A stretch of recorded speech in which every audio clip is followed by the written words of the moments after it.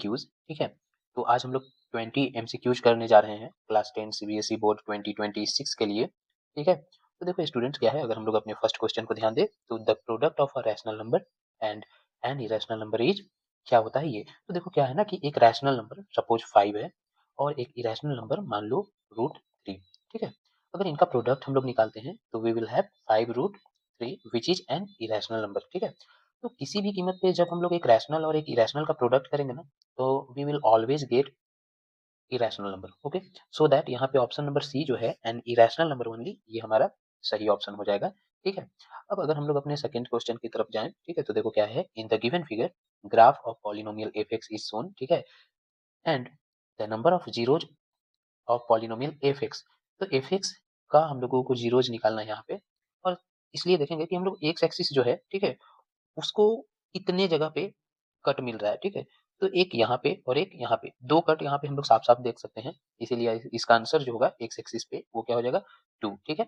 अब अगर हम लोग बात करें क्वेश्चन नंबर 3 का, तो इन द गिवन फिगर, ठीक है, the graph of two linear equation are shown, ठीक है, दो लीनियर इक्वेशन का ग्राफ यहाँ पे दिया हुआ है, ठीक है। तो हम लोगों को बताना है कि ये कंसिस्टेंट है with infinitely many solution, या inconsistent है but can be consistent by extending this line, inconsistent है या फिर consistent with unique solution, ठीक है।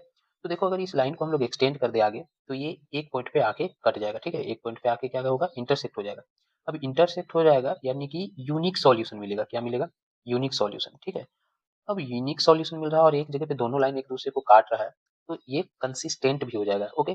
तो ऑप्शन नंबर सी जो है वो कंसिस्टेंट विथ यूनिक सॉल्यूशन, ये हमारा सही ऑप्शन हो गया यहाँ पे। अब अगर हम लोग बात करें कि क्वेश्चन नंबर 4, तो the root of the quadratic equation x square minus 25 is equals to 0। यहाँ पे देखो इसको अगर हम लोग सॉल्व करें तो x square is equals to ये 25 हो गया, और x is equals to square root of 25। अब स्क्वायर रूट ऑफ 25 का हम लोग वैल्यू निकालेंगे तो क्या आएगा, एक तो आएगा +5 और एक आएगा -5, ओके, ये दो, ठीक है, क्योंकि -5 का स्क्वायर भी 25 ही होता है और 5 का स्क्वायर भी 25। तो यहाँ पे हम लोग साफ देखें तो बी नंबर जो है हमारा वो यहाँ पे सही हो गया। अगेन क्वेश्चन नंबर 5 जो है वो क्या है, इन एन एपी, ठीक है, if d is -4 n is equals to 7 and an is equals to 4, तो हम लोगों को a का वैल्यू निकालना है। यहाँ पे देखो हम लोग अगर हम ap का फॉर्मूला लिखे यानी an is equals to a plus n minus 1 into d, तो यहाँ पे an दिया हुआ है यानी 4 is equals to a हम लोगों को फाइंड करना है, प्लस n minus 1 यानी कि n 7 है और उसमें 1 जाएगा यानी 6, तो 6 और इंटू में d का वैल्यू -4। तो देखो 4 इज इक्वल्स टू क्या हो गया, a एज इट इज, और 6 4 जा -24 हो रहा है, और a इज इक्वल्स टू यहाँ पे 4 + 24 दैट इज 28। ये ए नंबर जो है वो यहाँ पे सही हो जाएगा, ठीक है। अब next question that is question number 6, ठीक है। तो क्वेश्चन नंबर 6 में देखो क्या है कि the distance between the point sine theta and cos theta minus sine theta, वो डिस्टेंस हम लोगों को ढूंढ के निकालना है कि क्या है। तो देखो अगर डिस्टेंस फॉर्मूला का हम लोग बात करें तो यहाँ पे हम लोग जानते हैं कि क्या होता है, x2 माइनस x1 का whole square plus y2 minus y1 का होल स्क्वायर, ठीक है, इसका रूट ओवर।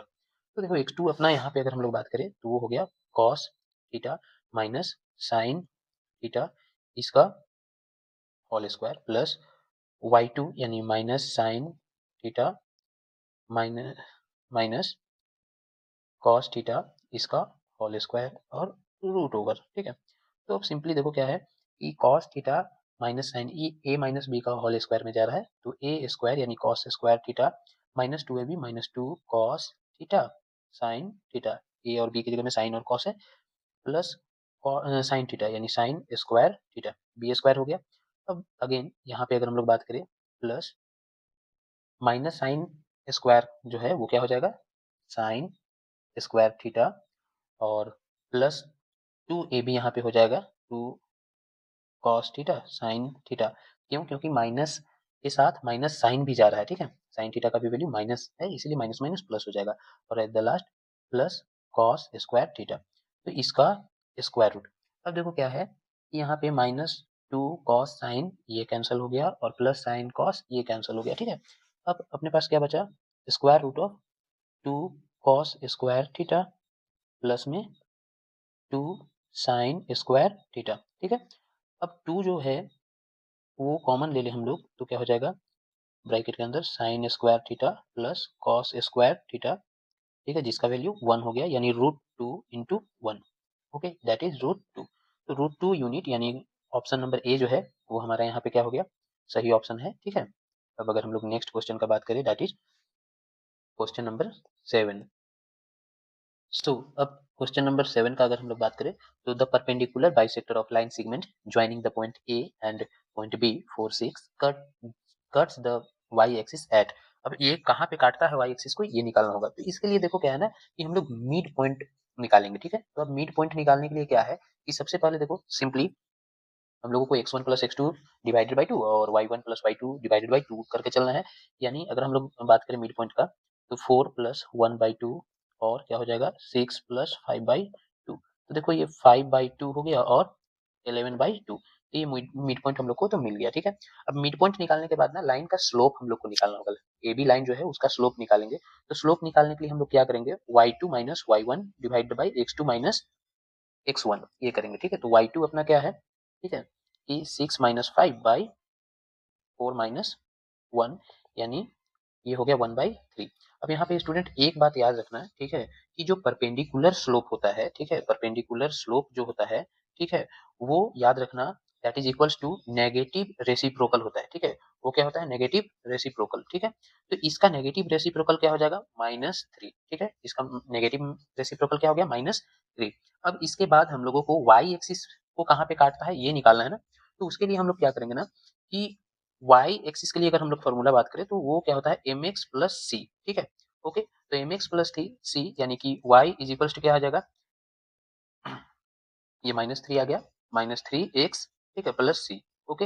अब देखो स्टूडेंट क्या है, मिड पॉइंट लाइन पर होता है, इसलिए एम को हम लोग को पुट करना पड़ेगा, ठीक है। तो देखो क्या है कि 11/2 इज इक्वल्स टू -3, ठीक है, ओके। और x का जो वैल्यू हम लोगों को निकल करके आया है वो क्या आया है 5/2, यहाँ पे देखो, ठीक है। तो ये हो गया 5/2, ओके, और प्लस सी, ओके। अब देखो क्या है कि हम लोग इसको बस सॉल्व कर देते हैं, ठीक है। तो देखो ये इधर माइनस में है, इधर आएगा तो प्लस में हो जाएगा, यानी 11/2, ठीक है, और प्लस में 3 5 जा 15/2। इन दोनों को अगर हम लोग जोड़ दे तो 15 एंड 11 26/2 यानी 13, ठीक है। ये कितना हो गया 13, c is equals to, so that हम लोगों का जो वैल्यू होगा y एक्सिस पे का बात हो रहा है, तो y एक्सिस में जाहिर सी बात है x का वैल्यू 0 और y का वैल्यू 13 हो जाएगा, ठीक है। तो अब हम लोग को चेक करना है 0 एंड 13, ठीक है। तो 0 एंड 13 बी नंबर जो है यहाँ पे वो हम लोगों का सही ऑप्शन है, ठीक है, ओके। अब बात करें हम लोग क्वेश्चन नंबर 8 का, तो देखो क्या है, in triangle ABC it is given that AB divided by AC is equals to BD divided by DC, ठीक है। और एंगल B जो है 70 दिया हुआ है, this one, and angle C जो है 50 degree, this one, and we have to find the value of angle BAD यानी कि ये वाला एंगल हम लोग को फाइंड करना है, ओके। तो सबसे पहले तो ये समझो कि अगर ये 70 है एंगल B, ठीक है, और एंगल C 50 है, यानी कि हॉल एंगल C जो है वो अपना क्या हो जाएगा 70 एंड 50, ठीक है, यानी 120 हो गया, यानी angle A will be 60 degree, ठीक है, क्योंकि तीनों एंगल का सम जो होता है एक ट्रायंगल का दैट इज 180 डिग्री। अब याद रखो कि ये जो है converse of angle bisector theorem है, ठीक है। Converse of angle bisector theorem ये बोलता है कि अगर ट्रायंगल के साइड्स इस रेशियो में है, दैट मींस कि एडी जो है ये लाइन जो है वो एंगल ए को बाइसेक्ट करेगा, ठीक है। वो क्या करेगा, एंगल ए को बाइसेक्ट कर देगा।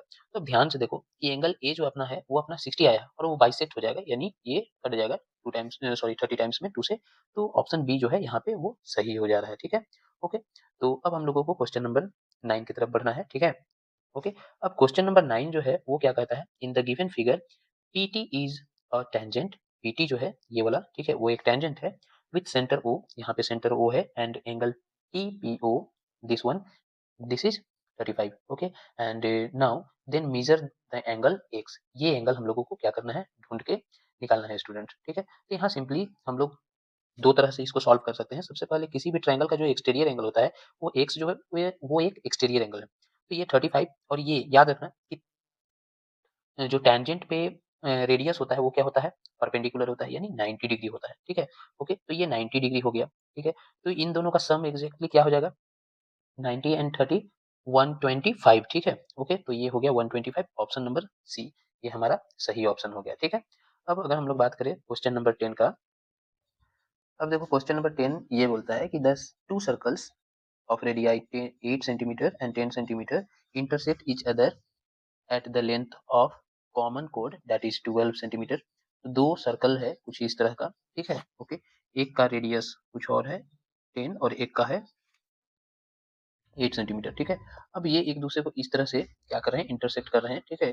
इनका रेडियस कुछ इस तरह से है, ठीक है, तो कुछ इस तरह का है, ठीक है। तो अब देखो क्या है, एक अगर ओ है और एक ओ डैश है, ठीक है, और इसको हम लोग ए बी मान ले और इसको पॉइंट एम मान ले, ठीक है। तो देखो क्या है कि ये वाला ए बी जो है, ए बी जो है, ए बी है 12, ठीक है। तो क्योंकि सेंटर से ये जा रहा है और तो ये यहाँ पे परपेंडिकुलर हो जाएगा, और सो दैट परपेंडिकुलर कोड को क्या करता है, परपेंडिकुलर लाइन सेंटर से कोड को 2 पार्ट में डिवाइड कर देता है, यानी ये हो जाएगा 6, ओके। यानी ए एम जो है हमारा वो हो गया A M is equals to 6, ठीक है। और ये हम लोगों को पता है एक 8 है और एक 10 है, ठीक है। तो देखो पहले हम लोगों को ये डिस्टेंस निकालना है, फिर ये डिस्टेंस निकालना है, तब हम लोगों को ये वाला डिस्टेंस मिल जाएगा, ठीक है। तो अब चलो पाइथागोरस थ्योरम का यूज करेंगे हम लोग, और देखो क्या है कि हम लोगों को ये निकालना है, यानी बेस निकालना है, ठीक है। तो 64 में अगर इसके लिए बात करें तो 64 में अगर हम लोग ये 36 माइनस कर दे, ठीक है, यानी इसका स्क्वायर रूट जाएगा, ठीक है। तो ये अपना क्या बच जाएगा, 14 में 6 8, ठीक है, ओके। एंड हमारा यहाँ 5 में 3 2, यानी 28 बच गया, 28 यानी कि ये क्या हो जाएगा, 4 7 जा 28 यानी 2√7, ठीक है। यहाँ से यहाँ क्या आ जाएगा हमारा वैल्यू 2√7, ये 2√7 आ गया, ठीक है, 2√7। अब हम लोगों को इधर का वैल्यू निकालना है, ठीक है, ओ डैश एम निकालेंगे। तो ओ डैश एम के लिए 10 का स्क्वायर, ठीक है, और ये जो ये 10 का स्क्वायर हो गया, और यहाँ पे फिर अगेन वही 6 का स्क्वायर, इसका स्क्वायर रूट, यानी 100 माइनस 36 का स्क्वायर रूट, यानी ये हो जाएगा 64 का स्क्वायर रूट, ठीक है, यानी 8, ठीक है। तो इन दोनों का सम अगर हम लोग बात करें तो वो हो जाएगा 8 प्लस 2√7, ठीक है, ये आ रहा है। तो हम लोगों को देखना है कि 8 प्लस 2√7 है, हाँ डी नंबर ये हमारा सही ऑप्शन है, ठीक है, ओके। तो